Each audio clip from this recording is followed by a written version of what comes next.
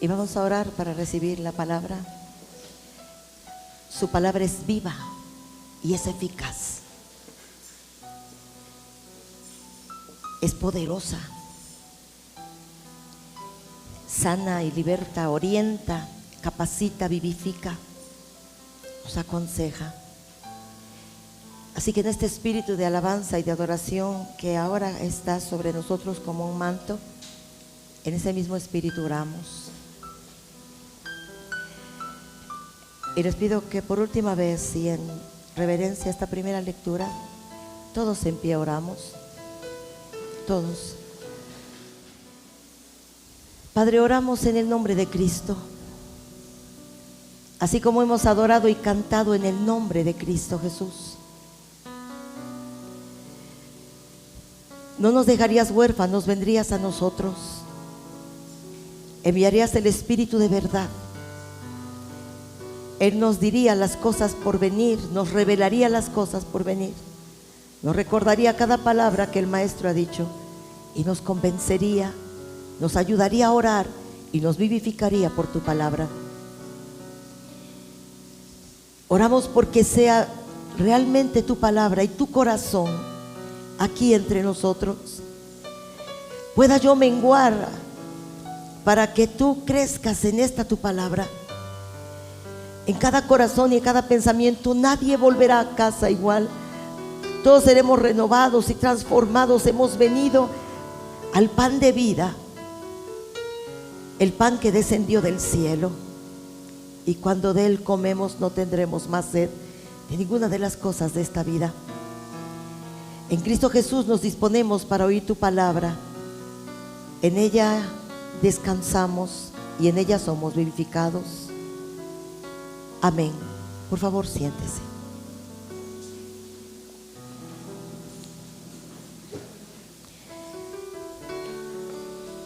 Voy a leer una parte de las Escrituras y me gustaría mucho leerla en la versión internacional.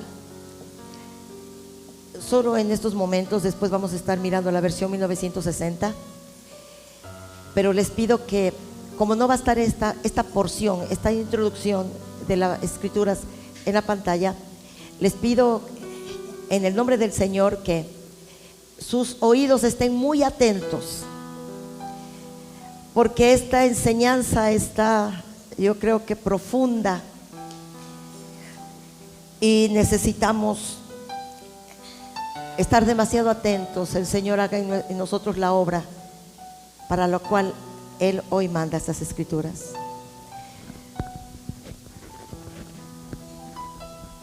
Dice así la Santa Escritura. La palabra de Samuel llegó a todo el pueblo de Israel durante el tiempo en que él fue juez. En aquellos días en que Samuel era el juez, los israelitas salieron a enfrentarse con los filisteos y acamparon cerca de Ebenezer. Ebenezer era una zona que daba testimonio de la presencia de Dios dentro del territorio de los hebreos. Los filisteos, por su parte, para este enfrentamiento, habían acampado en Afec, territorio filisteo. Desplegaron sus tropas para atacar a los israelitas, los filisteos, y se entabló la batalla.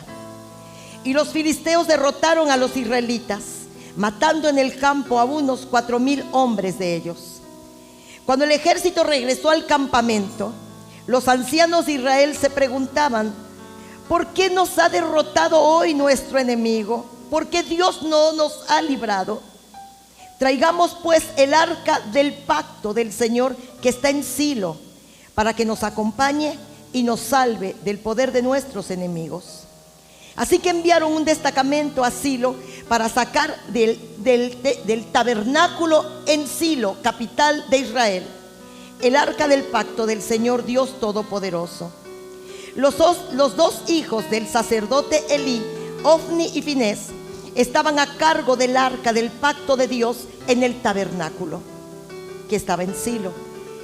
Cuando el arca del pacto llegó al campamento donde estaban asentados los ejércitos de Israel, los israelitas comenzaron a gritar de tal manera que la tierra tembló. Entonces los filisteos escucharon el griterío y se preguntaron: ¿a qué viene tanto alboroto en el campamento hebreo? Y al oír que el arca del Señor había llegado al campamento, los filisteos se acobardaron y dijeron: Dios ha entrado en el campamento, ¡ay de nosotros! Porque nunca nos ha sucedido algo semejante. ¡Ay de nosotros! ¿Quién nos va a librar de las manos de los dioses tan poderosos que en el desierto hirieron a los egipcios con toda clase de plagas? Decía el ejército filisteo. Así que otros, sus capitanes, dijeron: ánimo, filisteos, si no quieren llegar a ser esclavos de los hebreos, tal como ellos lo han sido de nosotros, ármense de valor y luchen como hombres. Entonces los filisteos se lanzaron al ataque y derrotaron a los israelitas, los cuales huyeron en desbandada. La matanza fue tan terrible, pues de los israelitas, del ejército israelita, cayeron unos 30,000 soldados de infantería. Además, fue capturada el arca de Dios y murieron Ofni y Finés, los dos hijos de Elí. Hoy hablaremos un tema que se refiere a la presencia de Dios. Y hagamos un poco de historia, porque los estudiosos, quienes son doctores en estadísticas y cosas como estas, ellos han dicho una verdad que es muy relevante: que quien desconoce su historia, y la historia tiende a repetir los errores. Así que acordémonos de la historia.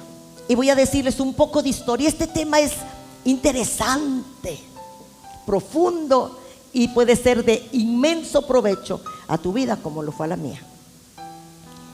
Hablemos pues de la historia.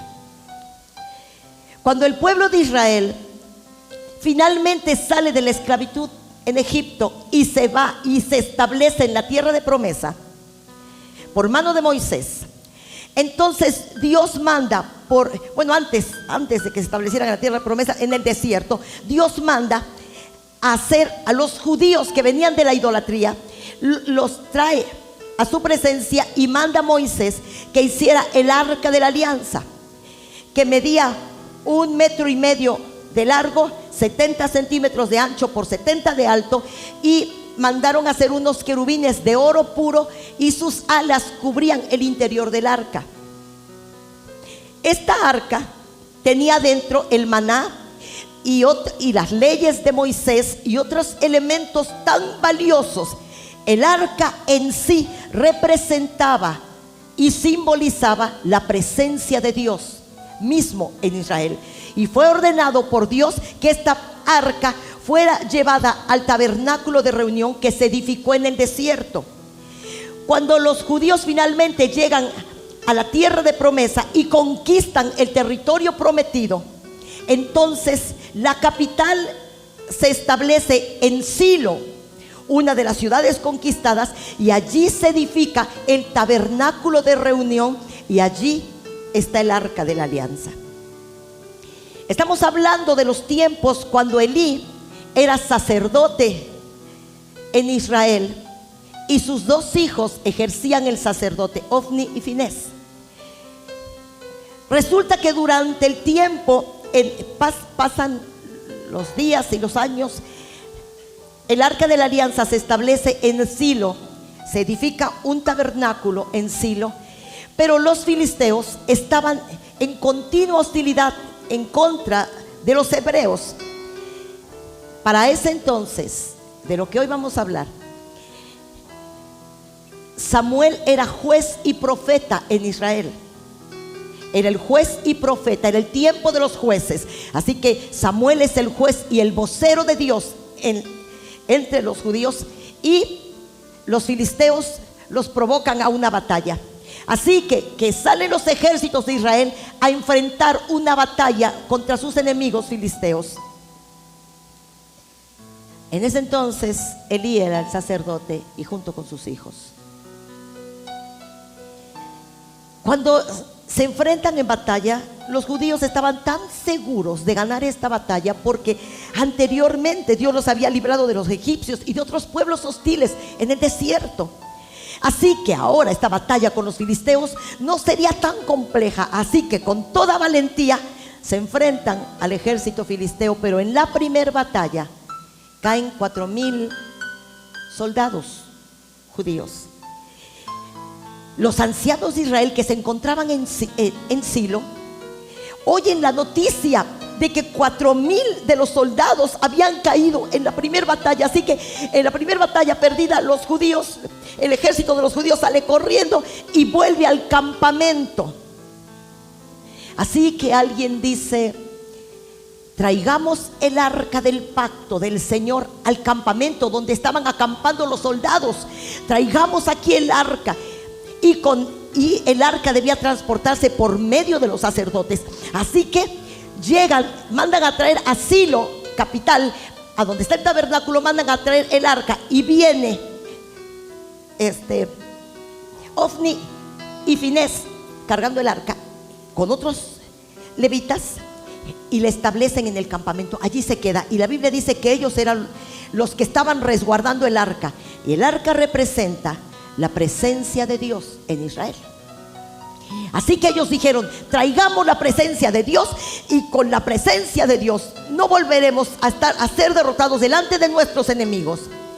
Y dice la Biblia que cuando el arca de la alianza llega a donde está acampando el ejército, es una gritería de miles de soldados hebreos eufóricos, celebrando que la presencia de Dios había llegado. Así que los filisteos antiguamente habían oído cuando Jehová descendía a los campamentos de Israel y salía una columna de fuego, una nube, el pan, el mar abierto, y ellos tuvieron miedo y dijeron: nunca nos hemos enfrentado a algo así. Como los egipcios se enfrentaron al Dios de los judíos, nunca nosotros nos hemos enfrentado a algo así.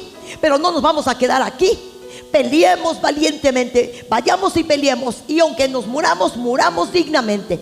Y entonces los judíos salen eufóricos, creyendo que ganarán, pues el arca de la alianza, que representaba la presencia de Dios, ya estaba en el campamento. Pero la Biblia dice que no pasó así, que después de 4,000 heridos murieron 30,000. Ellos estaban tan desconcertados.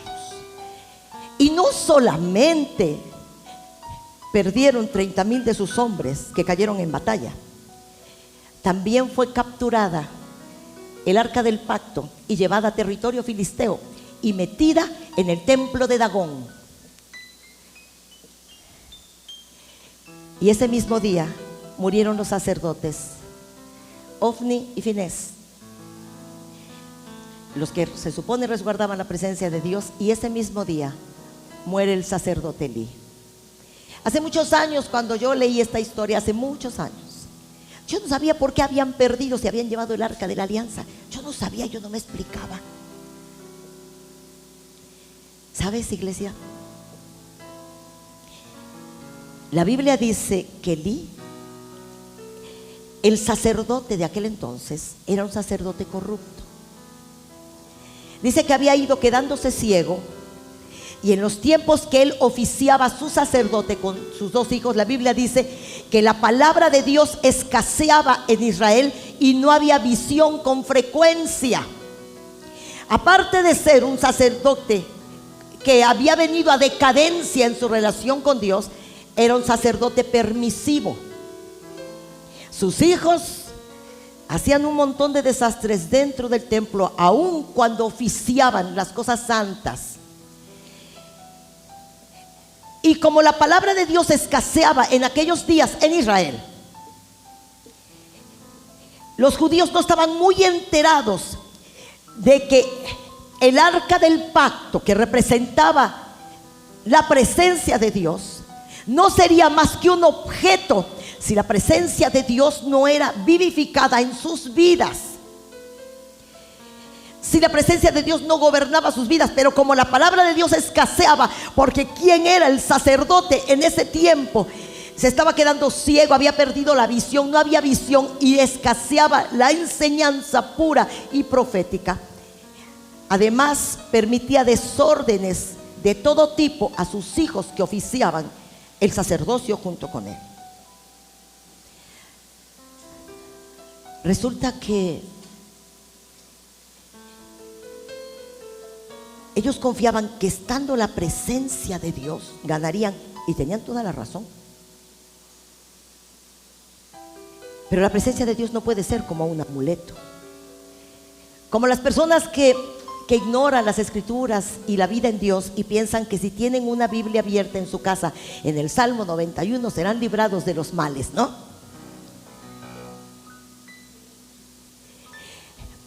Como los que es como preguntarnos: ¿por qué pierdo esta batalla si voy al templo, no? ¿Por qué me están pasando estas cosas? Hablemos hoy de la presencia de Dios. Porque el hecho de que nosotros vivamos en el tiempo de la gracia no diluye la santidad de Dios y el celo de Dios por las cosas santas. Por el contrario, porque la gracia es la capacidad divina que Dios nos concede a sus hijos para vencer todas las tentaciones y otras situaciones. Así que llegan Ofni y Finés con el arca, pero ellos, dice que ellos estaban al cuidado de la presencia de Dios. Y cuidar la presencia de Dios, nosotros como iglesia, los sacerdotes de esta casa, para cuidar la presencia de Dios se necesita más que así como tener el arca como un amuleto. Habían perdido la visión y no había suficiente palabra en Israel para instruirles. Así que en medio de esa ignorancia, el ejército manda a traer el arca. Ya perdimos, pues traigamos el arca. Seguro que si el arca está aquí en el campamento ganaremos. Y realmente todas las veces que la presencia de Dios los acompañó, ellos vencieron siempre. ¿Por qué ese día no? ¿Por qué una desgracia tan dramática? ¿Por qué una pérdida tan grande? Porque la presencia de Dios había estado bajo el resguardo de un sacerdote corrupto y permisivo. La humillación y la pérdida llega tanto que los filisteos le roban el arca. Ya cuando pasaron muchas cosas, cuando los filisteos les robaron el arca, porque Dios no puede ser burlado. Así que cuando los filisteos se llevan el arca a Ecrón, a su territorio, pasan muchas cosas malas. Ese no es el tema de hoy. Pero lo que hoy hablaremos es ¿por qué? ¿Por qué perdemos las batallas? ¿Por qué cuando pensamos que vamos ganando no ha sucedido? ¿Por qué si nosotros asumimos que hemos traído la presencia de Dios con nosotros, por qué no hemos triunfado sobre ese pecado? Porque la presencia de Dios debe ser resguardada por sacerdotes santos. Entonces digamos que la presencia de Dios en un templo, en una iglesia, debe ser cuidada por el sacerdocio correcto, porque de la boca del sacerdote ha de brotar ¿qué?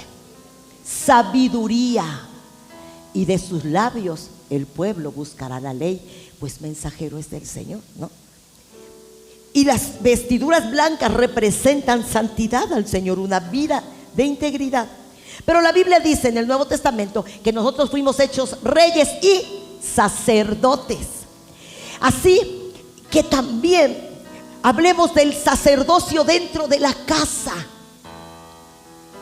Hablemos del sacerdocio en el hogar. ¿Por qué perdemos las batallas? ¿Por qué no triunfamos? Y cuando pensamos que ya, ahora sí, y ya me bendijeron, ya hasta me dieron mi regalo, ¿no? ¿Qué pasa? Pasa que la presencia de Dios no es un amuleto. El arca de la alianza, ellos pensaron que era un amuleto, es como llevar la Biblia bajo el brazo. Es como poner la Biblia en la casa en el Salmo 91 y seremos librados. No, eso no pasa. Si nosotros no meditamos en las Escrituras, si nosotros no la leemos con devoción, reverencia, metódicamente, si no le dedicamos tiempo de calidad a esto no será más que un libro con hojas y muchas letras adentro. Eso es lo que será. ¿Cuándo este libro cobra poder? ¿Cuándo cobra poder? ¿Cuándo, hermanos? Yo pregunto. Cuando lo leemos, cuando lo memorizamos, cuando lo vivimos, cuando lo anunciamos, cuando lo declaramos, cuando lo profetizamos, cuando lo memorizamos, cuando lo reflexionamos, cuando lo ponemos en práctica. Ofni y Finés, al lado de Elí, porque como es el sacerdote, será el pueblo. Entonces, ellos también pensaban, teniendo el mueble de oro y madera de acacia y el maná ahí adentro y la ley y todo lo milagroso puesto ahí adentro, lo ponemos aquí, no importa cómo vivamos, no importa cómo hablemos, no importa lo que pase, nosotros traemos el mueble y ganaremos. No pasó. No pasó, amados.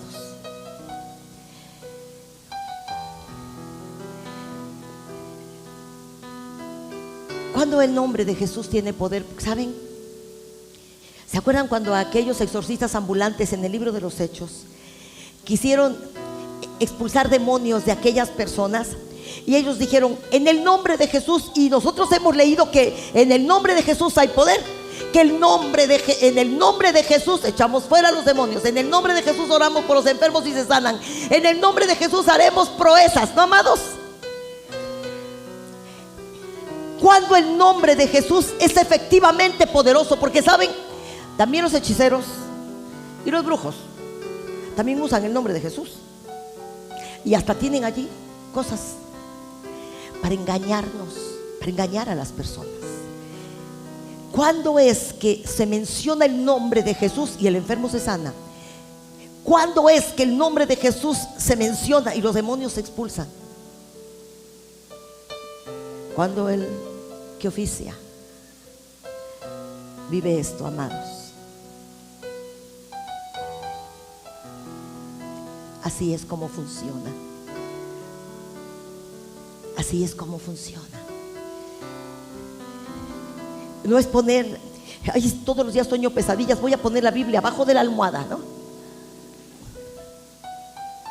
Me voy a ir de viaje, voy a poner la Biblia en el coche. Ellos, los judíos, como la palabra de Dios escaseaba, pero ahorita no, y en este tiempo nunca ha escaseado la palabra. Como la palabra de Dios escaseaba, no entendían que sin vivir el sacerdocio legítimo, el arca era un mueble que no los respaldaría, porque Dios no tendrá por inocente al culpable, porque así no es. Hace muchos años yo pensaba, ¿por qué se llevaron el arca? ¿Por qué si cantaron, gritaron y la Biblia dice que la tierra, el suelo tembló? ¿Por qué se iban eufóricos y los sacerdotes estaban allí en el campamento? Se quedaron, Ofni y Finés, allí resguardando la presencia de Dios. El arca representaba y tipificaba y simbolizaba la presencia de Dios. Allí estaban. Elí desde Silo estaba orando, allí orando, pero la Biblia dice que la palabra había escaseado, que era un sacerdote permisivo. Sabía lo que sus hijos hacían dentro del templo y se hacía el de la vista gorda. La gente se daba cuenta de lo que sus hijos sacerdotes hacían en el templo.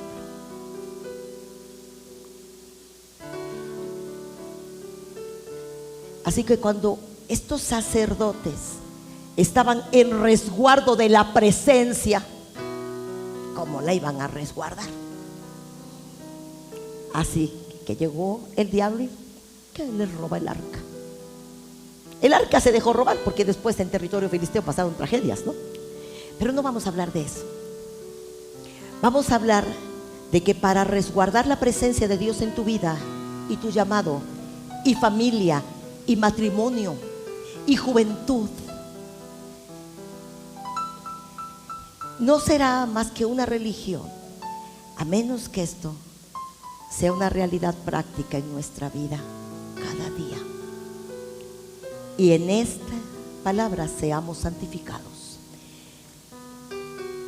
Ellos pensaron que al llegar el arca llegaba la presencia de Dios, pero y tenían en cierta forma razón, pero nosotros no debemos equivocarnos. Si la presencia de Dios ha llegado a tu casa y tú eres el sacerdote de tu casa, para que el diablo no robe esa gracia y gloria, tú estás bajo el resguardo de esa presencia que trae paz, salud, prosperidad, libertad, salvación, bendición. Aquel día Ofni y Finés no supieron resguardar la presencia de Dios que había llegado al campamento. Era muy osado traer el arca desde Silo, sacarla del templo y llevarla al campamento. Así no estaba ordenado. Dios no necesitaba que el arca de la alianza estuviera en medio de un frente de batalla para estar con ellos. Nunca fue así. No había arca de la alianza cuando el Señor los libró de mano de los egipcios. No había arca de la alianza que abriera el mar para que ellos pasaran en seco. No había arca de la alianza cuando llegaron y se establecieron al desierto. Que el arca de la alianza Dios la mandó a construir, es verdad. Que tipificaba la presencia de Dios, también es verdad.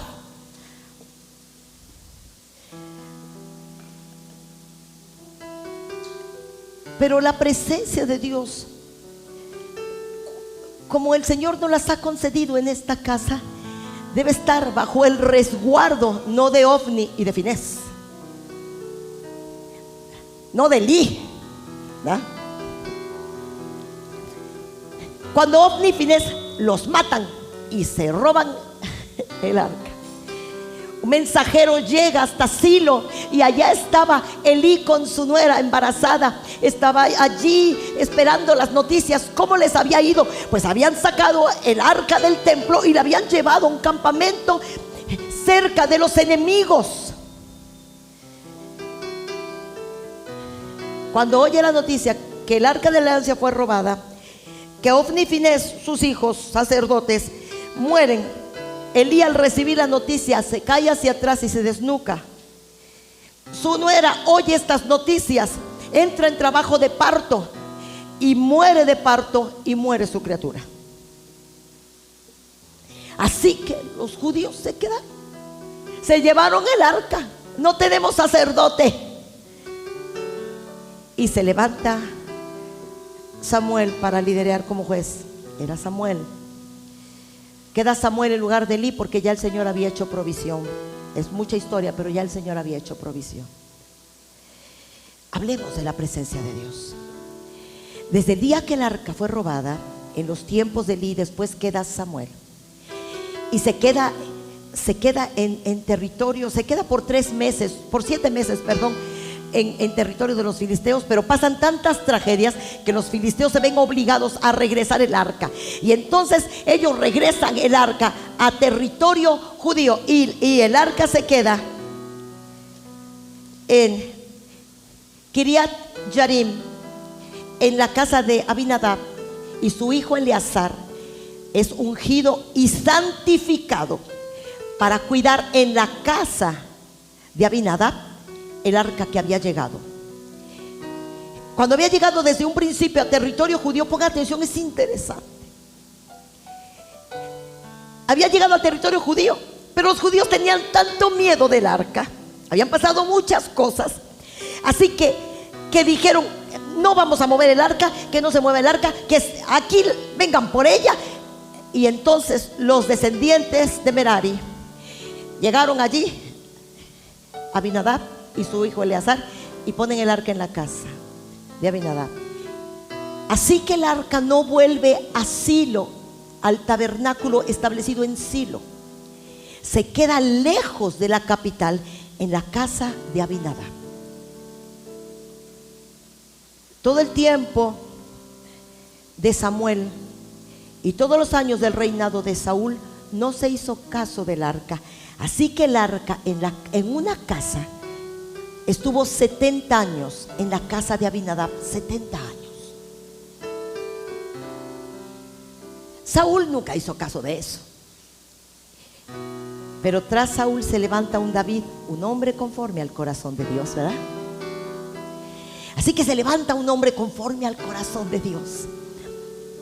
Y la Biblia dice que él tenía el deseo de volver a traer la presencia de Dios al tabernáculo. El libro de los Hechos de los Apóstoles dice que en estos últimos tiempos el Señor restauraría el tabernáculo caído de David, ¿no? Entonces David quería restaurar el tabernáculo, así que manda a hacer una casa donde en Sión, en la ciudad que él había establecido ahora en Israel, ahí estuviera. Así que manda a hacer una tienda preciosa.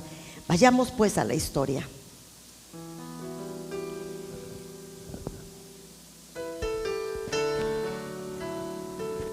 Primer libro de Crónicas,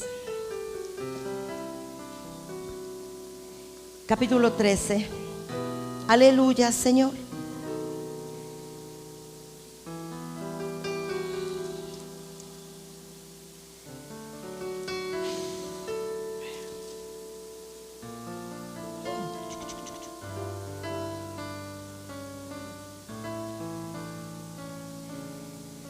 Voy a leerlo. Y verso 1.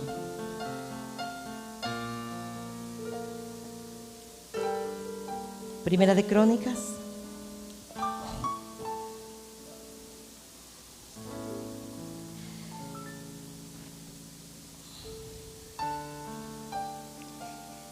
(13:1).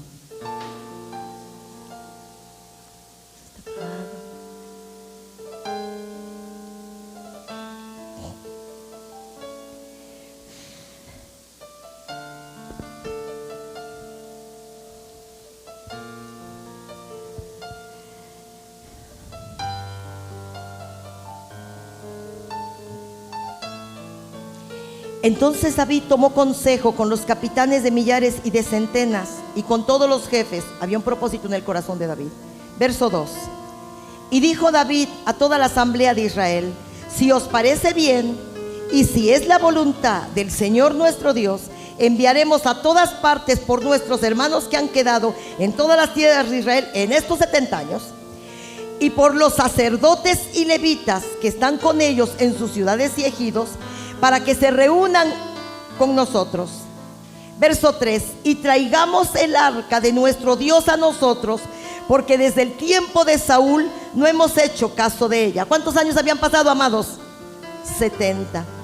Y dijo toda la asamblea en la junta que se hiciese así, porque la cosa parecía bien a todo el pueblo. Entonces, verso 5. Entonces David reunió a todo Israel desde Sior de Egipto hasta la entrada de Hamat, para que trajesen el arca del Dios de Kiriat Jearim. ¿Se acuerdan que estaba en Kiriat Jearim? Ahí en la casa de Abinadab. Y subió David con todo Israel a Bala, o sea, convocó a su pueblo, miles de personas que está en Judá, para pasar de allí el arca de Jehová Dios, que mora entre querubines, sobre la cual su nombre es invocado. Verso 7. Y llevaron el arca de Dios de la casa de Abinadab en un carro nuevo, en un carruaje nuevo. David mandó a hacer un carruaje guiado por toros, por bueyes. Y a los dos hijos de Abinadab, Uza y Io, guiaban el carro. Y David y todo Israel se regocijaban delante de Dios con todas sus fuerzas, con cánticos, arpas, salterios, tamboriles, címbalos y trompetas. Pero cuando llegaron a cierto lugar montañoso, a la era de Kidón, Uza extendió su mano al arca para sostenerla, porque los bueyes tropezaban. Y el furor del Señor se encendió contra Uza y lo hirió y murió, porque había extendido su mano al arca, y murió allí delante de Dios. Y David tuvo pesar, porque Jehová había quebrantado a Uza, por lo cual llamó a aquel lugar Pérez Uza. ¿Qué pasó? ¿Qué pasó? Pon mucha atención. Pasa que en la presencia de Dios, las buenas y mejores intenciones no son suficientes. Escúchame, iglesia. las mejores intenciones que tú tengas para llevar el arca de Dios a tu casa, al templo, a tu ministerio, a tu llamado, a tus hijos. Las buenas y las mejores intenciones no bastarán, porque a Dios no lo satisfacemos tan fácilmente. Amados míos, amados del Señor, ¿quién era David? David era el hombre conforme al corazón de Dios, y en su corazón había un propósito sincero. Mandó a hacer un carro de madera de acacia, un carruaje primoroso. Sobre el carruaje Usa y Ahío pusieron el arca, y el carruaje tenía sus ruedas. Acuérdate de qué época estamos hablando. Sus ruedas, y era guiado por unos toros que eran los más hermosos y vigorosos y buenos. David buscó lo mejor para llevar el arca a la ciudad de Sión, a Sión, que hoy es iglesia. Pero entonces el arca era llevada por los toros, y cuando iban subiendo así, algo así feo, entonces el carro se empezó a mover. El arca de la alianza se hacía para acá, se hacía para allá. Así que Usa y Ahío, los hijos de Abinadab, miraron que el arca se hacía para acá y para allá, y entonces Usa extiende su mano para sostenerla. No hizo nada malo, pero es fulminado. Así que David y todo el pueblo que iba alabando se quedan desconcertados. Ahora, ¿qué pasó? Y una pregunta que todos debíamos hacernos, que sigue en el verso que continúa. Verso 10, por favor. Ahí estamos, 10.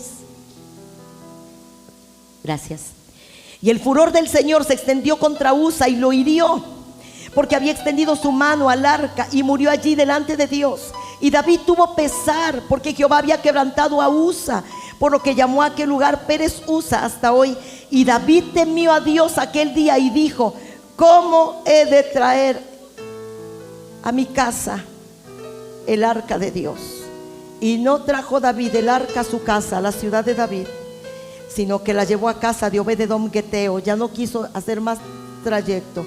Y el arca de Dios estuvo con la familia de Obed-edom en su casa 3 meses. Y bendijo Jehová la casa de Obed-edom y todo lo que tenía. ¿Cómo he de llevar la presencia de Dios a mi casa? ¿Qué es la presencia de Dios, iglesia? En la presencia de Dios hay libertad. En la presencia de Dios hay convicción por el pecado. En la presencia de Dios hay plenitud. En la presencia de Dios hay vida y salud y progreso. ¿Cómo he de llevar esto hermoso a mi casa? ¿Cómo lo traigo a la casa del Señor? ¿Cómo lo deposito como un manto sobre mi linaje? ¿Cómo traigo la presencia de Dios? David tenía las mejores intenciones. Así, él era el sacerdote. Él era sacerdote, profeta y rey en aquel entonces en Israel. Y Saúl había sido quitado, ahora era David.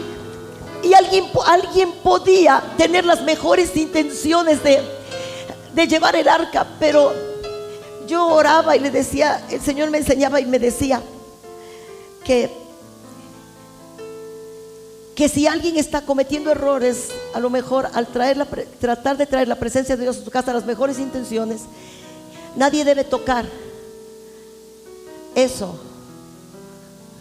porque no nos toca a nosotros y no nos corresponde.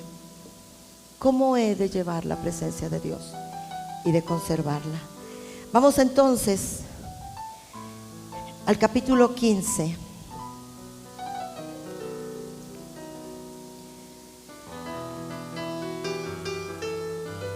Vamos a ver. Aleluya. Y verso 1.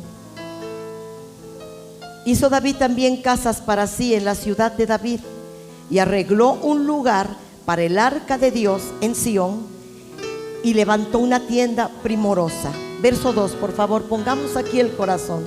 Entonces dijo David: el arca de Dios no debe ser llevada. ¿Cómo? Va de nuevo. El arca de Dios no debe ser llevada sino por los levitas, porque a ellos ha escogido Jehová para que lleven el arca, la presencia de Jehová, y les sirvan perpetuamente. Verso 3. Entonces ahora, ¿cómo he de llevar el arca? Y se pone a investigar en la ley. Y entonces, como durante el tiempo de Elí la palabra había escaseado, no tenían claro entendimiento de que la presencia de Dios tenía que transportarse por medio del sacerdocio levítico. Son los sacerdotes de hogar, son los sacerdotes en la casa de Dios quienes transportan la presencia de Dios, quienes sostienen, porque tenía unas varas de madera de acacia bañadas en oro, y los sacerdotes transportaban el arca. David había mandado a hacer un carro y con bueyes, pero así no era. Pero aquel día que Ofni y Finés, que eran sacerdotes al lado de Elí, ellos llevaron el arca y eran sacerdotes. ¿Cuál era la diferencia entonces? Si Dios había dicho que por medio de los sacerdotes y Ofni y Finés no lograron triunfar en una batalla, es que el nombramiento, amados míos, no basta. Un título sobre una persona no será suficiente. Soy pastor, soy líder, soy salmista, soy profeta, soy cantor. ¿Por qué? De la boca de los sacerdotes ha de brotar la ley, palabras de sabiduría. Mira, nada más hermoso es esto, porque antes no lo hicimos así. Verso 3. Y congregó David a todo Israel después de 3 meses, para que pasasen el arca de Jehová a su lugar, el cual había él preparado. Fíjate quiénes estaban reunidos para transportar el arca. Solo voy a leer una parte de los diferentes versos. ¿Sale, Blanquita? Verso 4. Reunió también David a los hijos de Aarón y a los levitas. ¿Sale? Verso 5. Los hijos de Coat, que eran levitas. Verso 6. De los hijos de Merari, principales de los levitas. Verso 7. De los hijos de Gersón, levitas. 8. De los hijos de Elisafán, levitas. Verso 9. De los hijos de Hebrón, del linaje de Aarón, levitas. Verso 10. De los hijos de Uziel, Abinadab, el principal, y sus hermanos. Verso 11. Y llamó David a los sacerdotes Sadoc y Abiatar, y a los levitas Uriel, Asaías, Joel, Samaías, Eliel y Aminadab. Verso 12. Y les dijo: vosotros que sois los principales padres de las familias de los levitas, ¿qué dice? ¿Qué dice? ¿Qué dice, amados? Santificaos vosotros y vuestros hermanos, y pasad el arca de Jehová Dios de Israel al lugar que le he preparado. Verso 13. Pues por no haberlo hecho así vosotros la primera vez, Jehová nuestro Dios nos quebrantó, por cuanto no le buscamos según su ordenanza. Así los sacerdotes y los levitas santificaron para traer el arca de Jehová Dios de Israel. Y los hijos de los levitas trajeron el arca de Dios puesta sobre sus hombros en las barras, como lo había mandado Moisés, conforme a la palabra de Jehová. Volvamos, por favor. Verso 14. Así los sacerdotes y los levitas se santificaron. Ahora que buscamos un avivamiento, que buscamos la plenitud de Dios entre nosotros para poder ser luz y sal en un mundo quebrantado por el pecado, por la enfermedad, por la muerte, por la desilusión, y que no serán sanos ni libres plenamente hasta que la presencia de Dios los toque como a ti y a mí y se establezca en sus hogares. Como nunca antes necesitamos santificarnos. La Biblia dice: santifíquense en la verdad. Porque quisimos llevar la prosperidad, porque quisimos llevar la salud, porque quisimos llevar la salvación, pero no habíamos tomado en cuenta la legislación de Dios. Por eso nos han pasado las cosas. Pensamos que llevar el arca, es que llevar la Biblia bajo el brazo sería suficiente para que nuestra familia se salve. No es suficiente, no fue suficiente que Efni y Finés llevaran el arca, y que el arca de la alianza, primorosa, cuidadísima, que daba testimonio de la presencia de Dios, estuviera en el campamento de Israel. De todas maneras, primero habían muerto 4,000, ahora el arca estaba allí, habían muerto 30,000.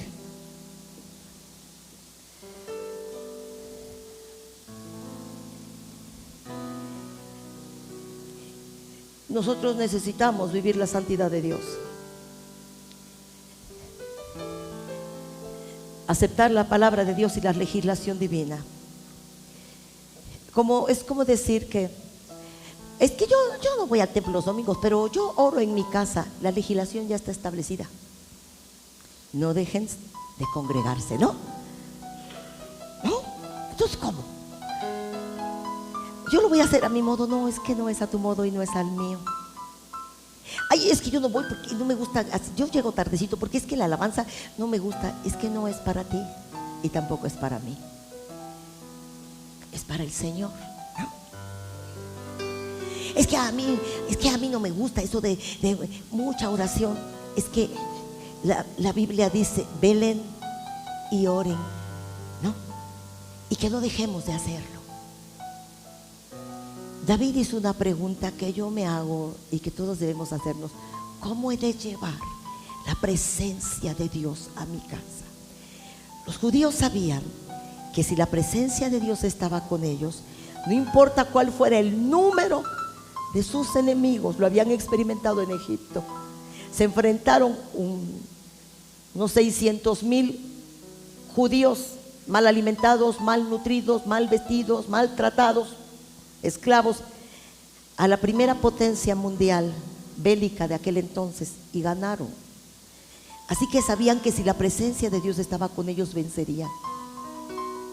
Pero la presencia de Dios no es como una pata de conejo, no es como poner la Biblia abajo del hombro, del brazo, de la almohada. Tú y yo podemos llevar la presencia de Dios con nosotros y puede quedar en nuestra casa. Debe ser transportada por los sacerdotes, y en el Nuevo Testamento somos reyes y sacerdotes. Pero los sacerdotes deben santificarse. David dijo: no basta con llamar a los sacerdotes.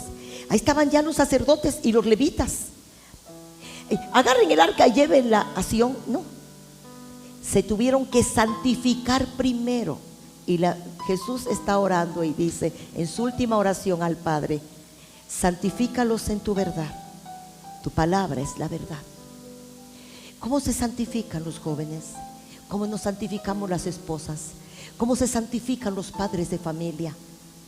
Recibiendo y lavándonos en la palabra. ¿No, mi amado? Lavándonos, entendiendo la legislación divina. Las cosas no se hacen como es que a mí me gusta, o como que ustedes voten, hermanos, voten. ¿Qué opinan? ¿Media hora de alabanza, 30 minutos, 15, 20 o una hora? A ver, levante la mano. Mayoría, 20 minutos. No.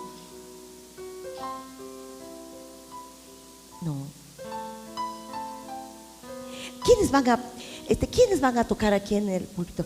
Ay, vamos a hacer ¿cómo se dice? No es un casting. Pasen todas las muchachas, la que sea más hábil, ella va a ser la líder de los panderos. Así no es. Casting. ¿Quién va a dirigir la alabanza? ¿Quién va a ser el principal? Casting. Vengan todos los muchachos, hagamos periódicos, vengan todas las personas, el que cante más lindo. Así no es. Hay requisitos. No los cumples, no podrás seguir.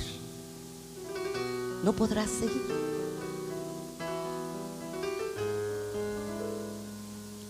Elías era un sacerdote permisivo. Si era permisivo con sus hijos, era permisivo con la gente y era permisivo. Pero Dios se enojó. Se enojó con él y le dijo: yo te había prometido, mira nada más, iglesia, yo te había prometido, dile Samuel a Elí, que yo le había prometido que se quedaría en el sacerdocio y su linaje con él. Pero dile que he cambiado de opinión. No solamente él no va a estar en el sacerdocio, nadie de su linaje, porque el sacerdocio era por sucesión, ¿verdad? Nadie de su linaje estará en el sacerdocio. Así que se murió él, se murieron sus hijos y murió su nieto.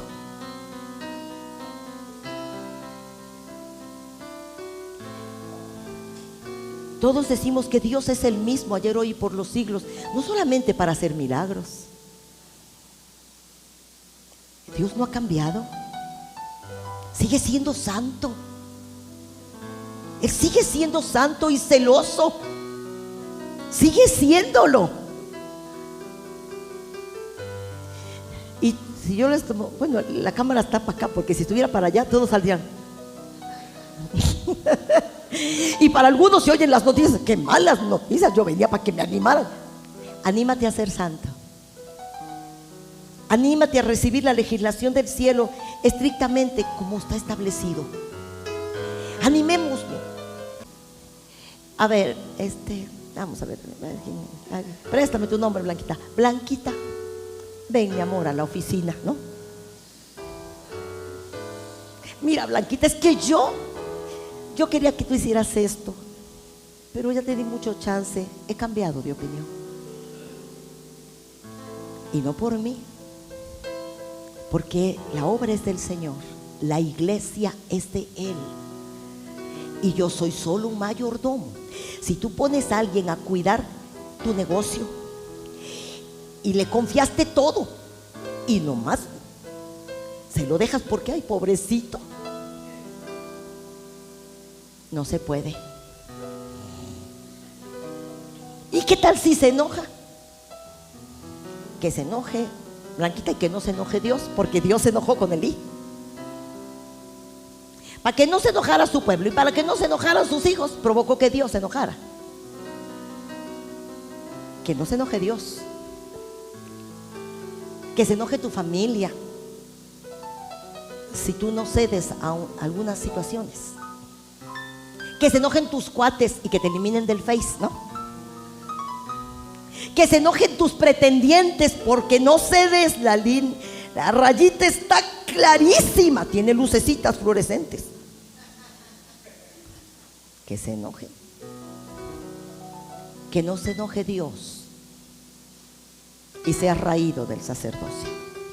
Dijo, ni tú ni tus hijos, corrompiste a tus hijos. El ser permisivo los corrompió y los llevó a muerte prematura.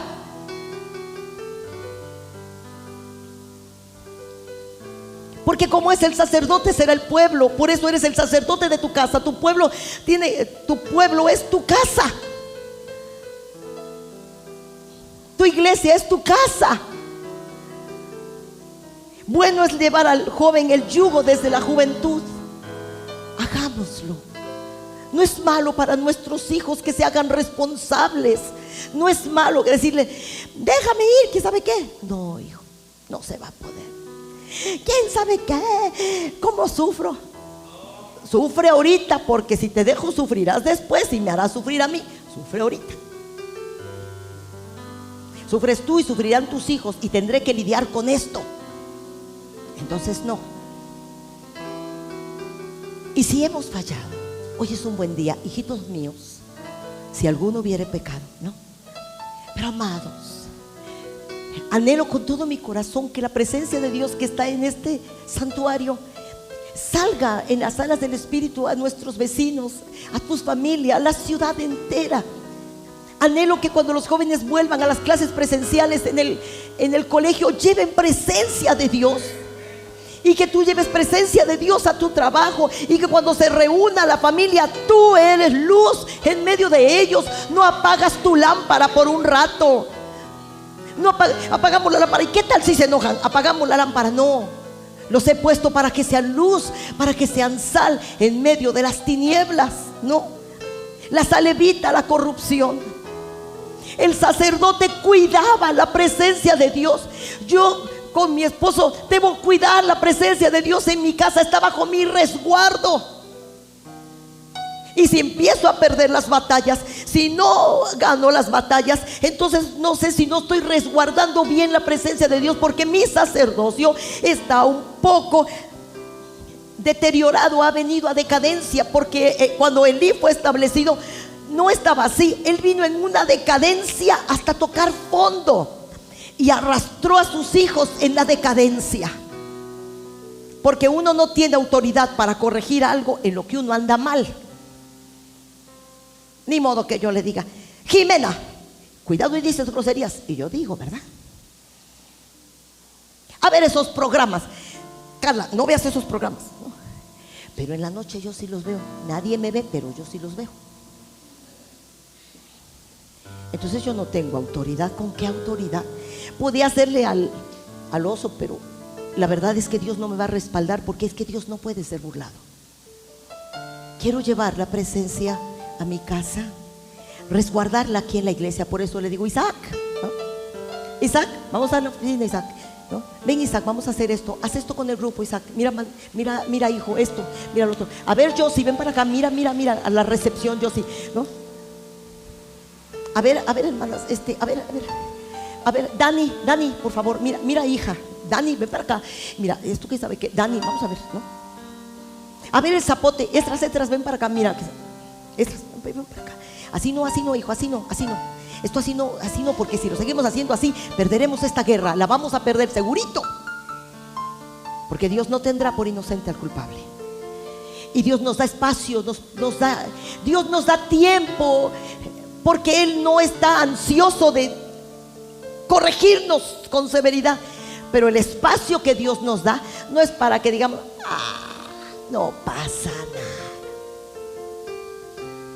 Porque el hombre que, reprendido una y otra vez por el Señor, endurece la cerviz, de repente será quebrantado y no habrá para él más medicina.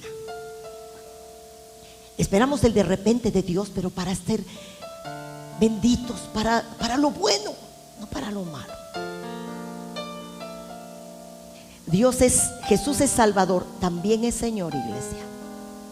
Él es Señor y Salvador, no nada más Salvador. La gente lo recibe como Salvador, pero necesita ser Señor, o no triunfaremos.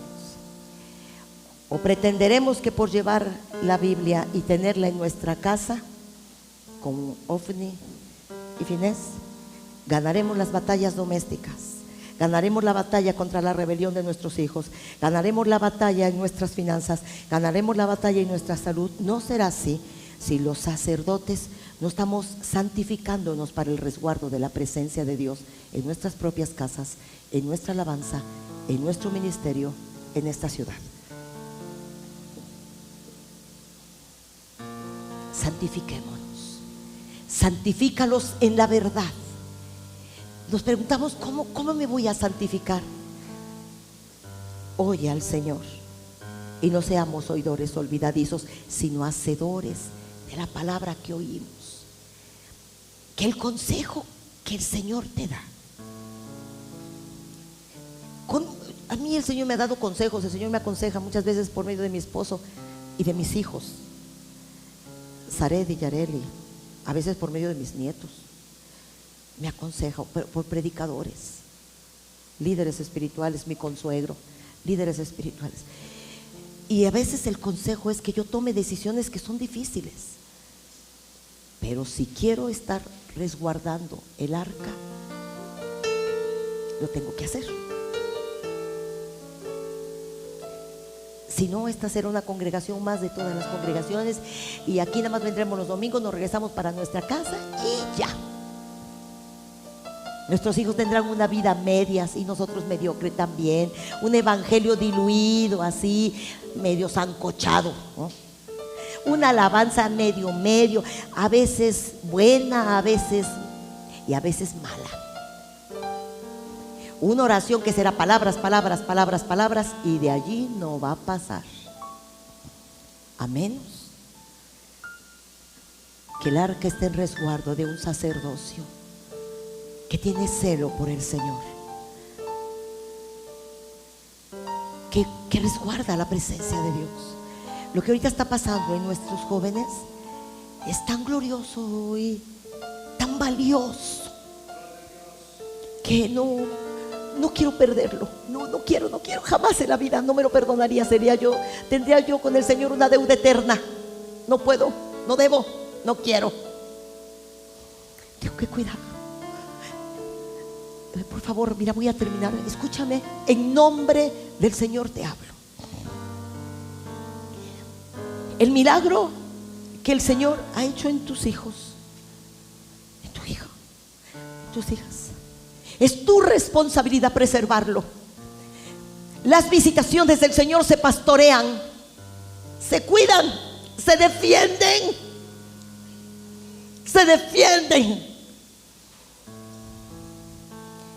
Lo cuido con celo, así. No quiero perderlo. No trato de quedar bien con la gente, ni con mi familia, ni con mi suegra. No quiero quedar bien, quiero quedar bien con Dios, porque su destino, mientras son chicos, está en mi mano, en tu mano. Los permisos que otorgas es tu responsabilidad.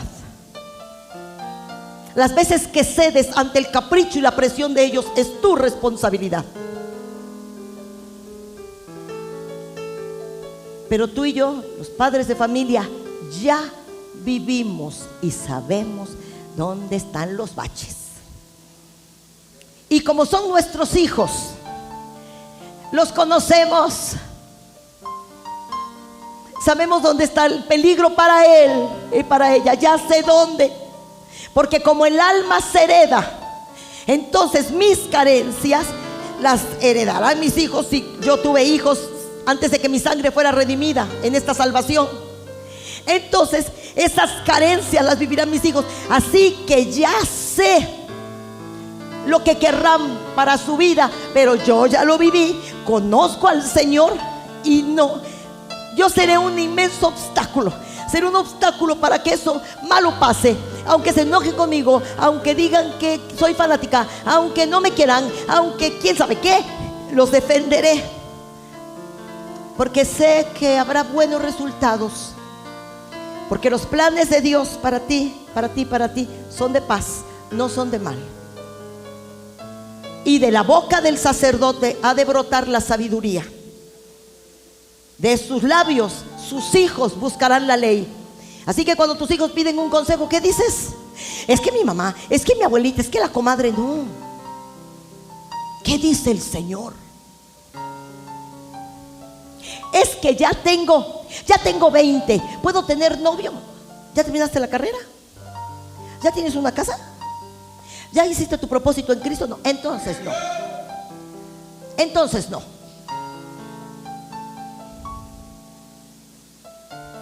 Tiene 15. ¿Cuándo te quieres casar? A los 25. Entonces vas a soportar 10 años de tentación, mija. No, entonces no. Y ya. Es que pobrecitos si meten la pata. Pobrecitos si los dejamos hacer lo que quieran y gusten. Pobrecitos si no tienen un sacerdocio celoso en el resguardo del destino profético. Pobrecitos, celoso en el resguardo del destino. Siempre he dicho, y hoy digo en nombre de Jesús, que cuando los hijos fracasan, antes fracasamos los padres. Si ellos fracasaron, antes fracasamos nosotros con nuestro deber. Pero como ya fracasé, la Biblia dice la Biblia, basta ya los años de vuestra ignorancia. Ahora manda el Señor a todas las personas en todo lugar que se arrepientan. ¿De qué? De ser permisivos, de no cuidar el linaje sacerdotal, de no proteger el destino profético. de no mantenerlo en resguardo mientras sea tu responsabilidad y la mía. Cuando ya sean grandes, sean independientes, se mantengan solitos y todo, entonces tú ya puedes darte un respiro. Pero entonces tú ya los formaste, entonces tú ya los enseñaste, entonces tú ya los entrenaste. Cuando ellos son independientes, llevan el yugo desde la mocedad, como pasó con Daniel. Llegó a la capital del pecado, a Babilonia, pero él traía desde antes, era hijo de príncipes del pueblo, hijo del liderazgo. Dice que traía en su corazón un propósito muy personal: no contaminarse en el ambiente del rey. Así que cuando se halló en Babilonia, no se echó un clavado al pecado, se mantuvo al margen. Amada iglesia, pensemos que el plan del Señor es bueno. Yo sé los planes que tengo para ustedes, planes para su bien, no para su mal. Quiero darles un destino lleno de esperanza. Yo cometí muchos errores con mi esposo, por eso estoy esperando todavía la redención de un hijo, ¿no? Porque antes de su fracaso fue el mío, ¿no? Pero es suficiente, ¿no? Más que suficiente. Uno no va acumulando pecado al pecado, fracaso al... No. Uno agarra la onda, el Espíritu Santo te habla, hoy te habla, despiertas, vuelves en sí y tomas las mejores decisiones posibles a partir de hoy. Y yo creo que la misericordia de Dios vendrá, la gracia de Dios se derramará y seremos la hermosa iglesia llena de esplendor, de bendición que el Señor ha llamado que seamos. Hoy es un buen día. Dice el Señor: si oyereis hoy su voz, no endurezcáis vuestros corazones. No dejemos a las niñas, un niño vestir transparente, la espalda, quién sabe qué. Ay, es la moda. El que no enseña no vende. ¿Qué vendes? ¿Qué vendes?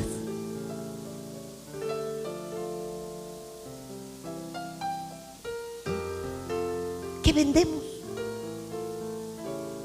¿No? Se ven hermosas, son tan preciosas, tan hermosas, con su manga larga, se ven preciosas, hermosas. Por ser tan hermosas, princesas del reino, ustedes tienen un brillo tan especial que ustedes no necesitan nada más, porque brillan por sí mismas. Su pureza, su entrega, su pasión por el Señor, su sinceridad, su devoción, su salvación, es un brillo más que suficiente para que ustedes brillen en el trabajo, en la escuela, en la calle. Amén.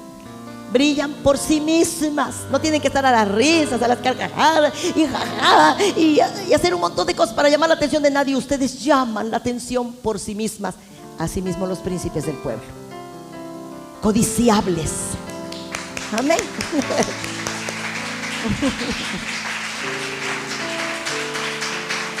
Aleluya. Amados míos, ya predicó un chorro la pastora, ya ni modo.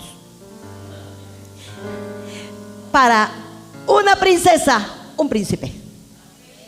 Para un príncipe, una princesa. ¿Ah? Así que cuando una princesa besa a un sapo, el sapo no se vuelve príncipe, pero la princesa se puede volver rana. Amén. Entonces, así como dice: ay, yo estoy esperando un príncipe, estoy orando por un muchacho que ame a Dios, que quién sabe qué. Él también está orando por una muchacha que ame a Dios, que tenga pacto de pureza. Él también. Él también. Entonces tú oras por el príncipe, él ora por la princesa, y en su momento se encontrarán. En el tiempo del Señor, Dios es soberano. Mientras nos preparamos para esto, hermosos sacerdotes del Señor, los padres y madres de familia, en resguardo de la presencia de Dios y del linaje bendito. Qué gracia tan magnífica que ahora tus hijos sean un linaje bendito. Qué fortuna tan grande, qué responsabilidad tan alta Amén. Pero qué fortuna que estén en el plan y proyecto de Dios y su nombre en el corazón del Señor, y que Dios haya escrito planes para ellos. Es una fortuna muy grande, es algo demasiado grande y bueno. Es un tesoro que resguardaremos con celo, con coraje y con mucha fuerza, y defenderemos el linaje bendito hasta las últimas consecuencias. Póngase de pie, iglesia.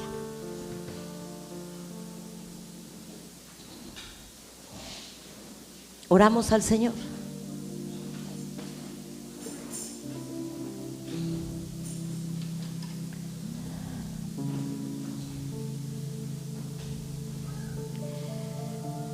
Si el Señor te habló como a mí, no endurezcas tu corazón.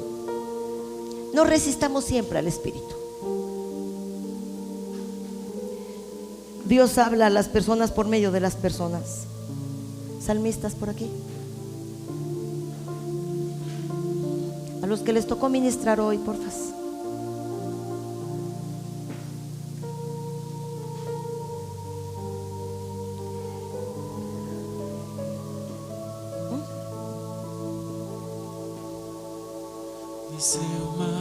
Amados míos,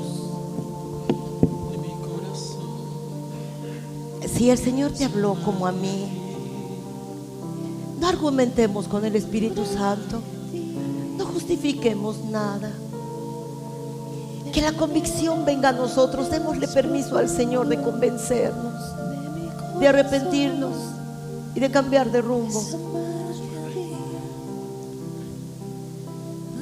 Que eres el sacerdote que está en resguardo de esa presencia que llegó a tu casa, de la presencia que ha alcanzado a tus hijos, que los convenció y los trajo hasta aquí, hasta este día.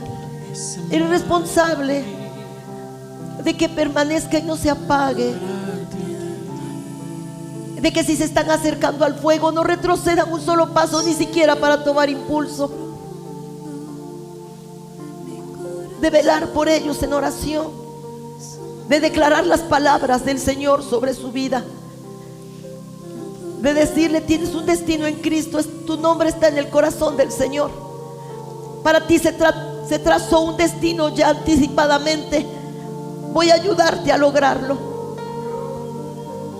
No solo esto tiene que ver con que estemos aquí cantando, tiene que ver con que tu matrimonio sea firme y estable y no fracases. Tiene que ver con que tus hijos no estén amargados y desatendidos. Tiene que ver con que el alma que heredan tus hijos, porque el alma se hereda, sea un alma que ya ha sido redimida anteriormente, para que no tengan que batallar a lo largo de su vida. Tiene que ver con que cuando emprendas algo, un negocio, te desempeñes en una profesión, el favor de Dios esté rodeándote como un escudo. Tiene que ver que cuando los justos juicios de Dios caigan sobre la tierra, estés a salvo. Tiene que ver con que esta pandemia no corte tu vida antes del tiempo. Tiene que ver con que no te quedes huérfano porque tus padres se murieron de COVID. Tiene que ver con que no sepultes a tus hijos porque les dio COVID. De eso tiene que ver. Es esta salvación que no tiene nada más que ver con que cantemos en el templo y oremos y ya, y nos vamos a nuestra casa. No.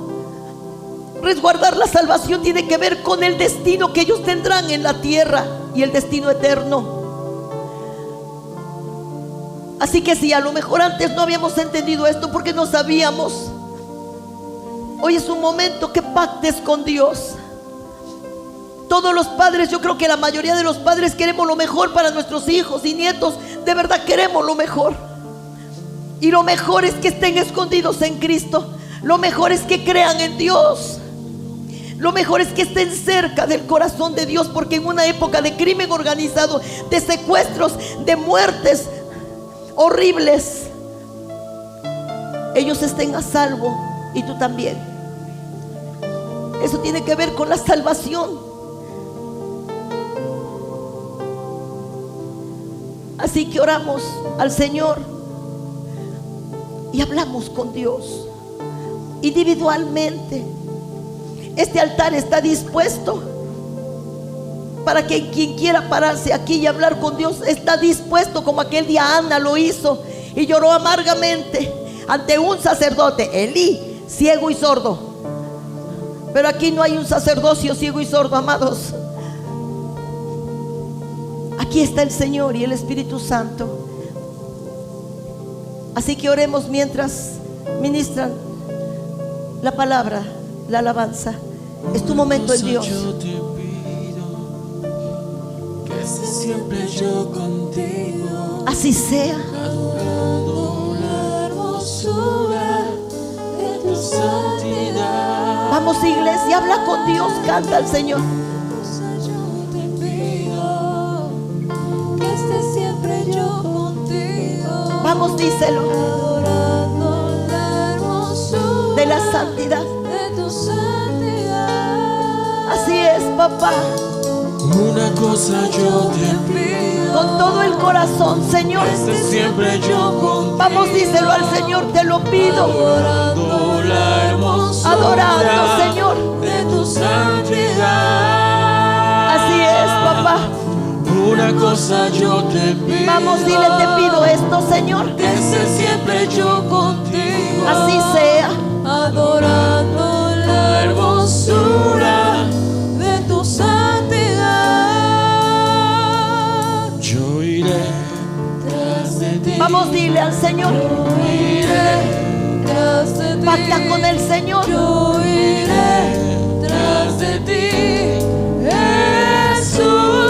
Jesús. Así es. Yo iré tras de ti, yo iré. Que así sea, papá. Yo iré tras de ti, Jesús. Espíritu Santo, te pedimos estar en tu presencia y en tu consejo. Queremos ser los sacerdotes que es necesario seamos. Queremos ser los padres que nuestros hijos necesitan seamos. Queremos ser los hermanos que nuestros hermanos necesitan que seamos. Queremos ser el sacerdote que atrae la atención de Dios. De la boca del sacerdote ha de brotar sabiduría. De sus labios tus hijos buscarán la ley. Está escrito, mi Señor. Yo iré tras de ti, Jesús. Así sea, papá, dile, voy a ir tras de ti. Yo iré tras de ti, yo iré tras de ti. Así es, amén. Yo iré Tras de tras ti. de ti, Jesús. La cara descubierta. Así es. Yo quiero adorarte y como en un espejo mirarte. La cara descubierta, la cara descubierta. Yo quiero adorarte y como en un espejo mirarte. La cara descubierta. Yo quiero adorarte. Permítenos, Señor. Permítenos adorarte, conocerte a ti, entenderte a ti. Se trata de Él. Y como en un espejo mirarte. Yo iré tras de ti, yo iré tras de ti, yo iré tras de ti, Jesús. Yo iré tras de ti, yo iré tras de ti, yo iré tras de ti.